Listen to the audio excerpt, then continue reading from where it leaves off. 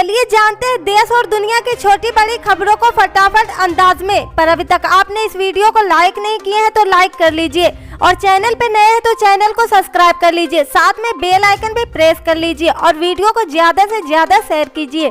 तो चलिए बढ़ते हैं खबरों की ओर। मणिपुर विधानसभा चुनाव से पहले बीजेपी को बड़ा झटका लगा। पिछले बार चुनाव जीतने वाले विधायक पी शरद चंद्र ने सोमवार को कांग्रेस का दामन थाम लिया। बीजेपी ने उन्हें टिकट नहीं दिया, जिसके बाद उन्होंने यह फैसला लिया है। उनके साथ बीजेपी के वरिष्ठ नेता एन बीरेन और एन जय कुमार ने भी कांग्रेस ज्वाइन कर ली। बीजेपी ने चुनाव के लिए उम्मीदवारों का ऐलान करते वक्त दावा किया था कि पार्टी में सब कुछ ठीक है, लेकिन हालात कुछ और नजर आ रहे हैं। मोईरंग सीट का प्रतिनिधित्व करने वाले शरद चंद्र ने बीजेपी पर पुराने लोगों के बजाय नए लोगों को तवज्जो देने का आरोप लगाया।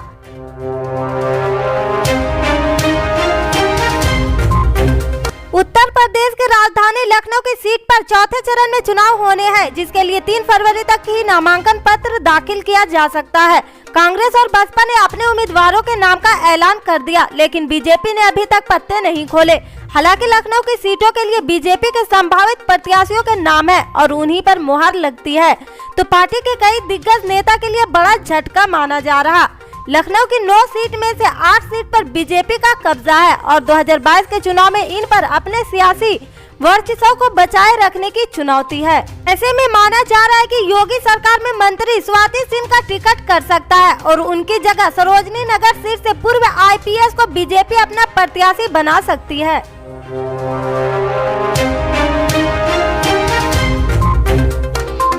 उत्तर प्रदेश की राजधानी लखनऊ की 9 विधानसभा सीटों के लिए नामांकन खत्म होने में महज 3 दिन बचे। बसपा और कांग्रेस ने इन सीटों के लिए अपने अपने प्रत्याशियों का ऐलान कर दिया, लेकिन बीजेपी और सपा ने अपने अभी तक पत्ते नहीं खोले।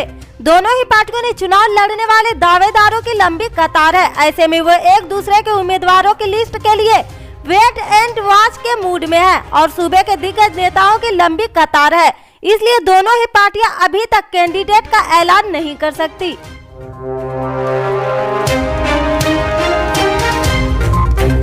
वित्त मंत्री निर्मला सीतारमण ने लोकसभा में आज वित्त वर्ष 2022 से 23 का बजट पेश किया। तृणमूल कांग्रेस के प्रमुख और पश्चिम बंगाल के मुख्यमंत्री ममता बनर्जी ने 2022 से 23 के आम बजट को पेगासस स्पिन बजट करार दिया। उन्होंने कहा कि इसमें देश के आम लोगों के लिए कुछ नहीं है।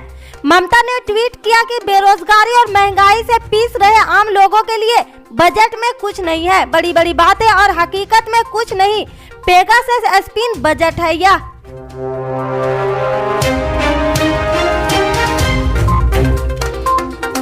केंद्रीय वित्त मंत्री निर्मला सीतारमण ने अपने बजट भाषण में आत्मनिर्भर भारत के तहत गति शक्ति योजना की जहां लंबी लकीर खींचने की कोशिश की है, वहीं सामाजिक दायित्वों के निर्वहन में राजधर्म अनुशासन का पालन करने की भी कोशिश की है।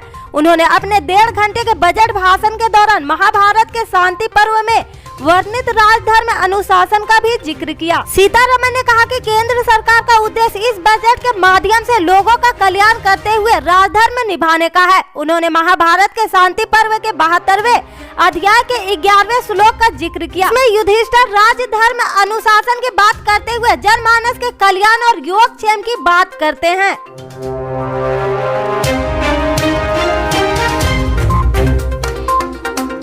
वित्त मंत्री निर्मला सीतारमण ने वित्त वर्ष 2022 से 23 का आम बजट मंगलवार को संसद में पेश किया।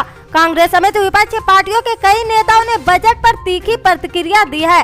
कांग्रेस ने आम बजट पेश होने के बाद आरोप लगाया कि सरकार ने देश के वेतनभोगी वर्ग और मध्य वर्ग को राहत नहीं देकर उनके साथ विश्वासघात किया। वहीं बंगाल के मुख्यमंत्री और तृणमूल कांग्रेस सुप्रीमो ने बजट को पेगासस स्पिन बजट करार देते हुए कहा कि इसमें देश के आम लोगों के लिए कुछ नहीं है। कांग्रेस के पूर्व अध्यक्ष राहुल गांधी ने आरोप लगाया कि आम बजट में वेतन भोगी वर्ग, मध्य वर्ग, गरीबों, किसानों, युवाओं और छोटे कारोबारियों के लिए कुछ नहीं है।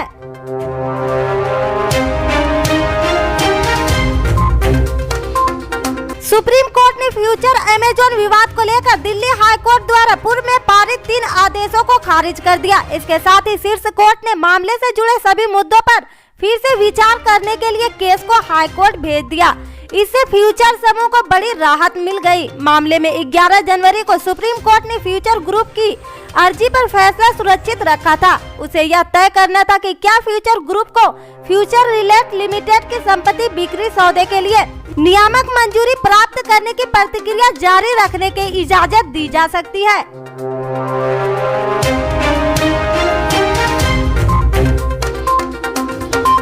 बिहार में इन दिनों किसान खाद की समस्या से जूझ रहे। घंटों तक लंबी लाइन में लगने के बाद भी किसान को खाद नहीं मिल पा रहा। छपरा के मरोठा में एक खाद की दुकान पर किसानों के बीच जमकर मारपीट हुई। किसानों का आरोप था कि खाद की बिक्री में अनियमितता बरती जा रही थी। इसी को लेकर किसान आपस में भिड़ गए। इससे आगे की खबर को जानने के लिए जुड़े रहे हमारे राइट न्यूज के साथ। जय हिंद।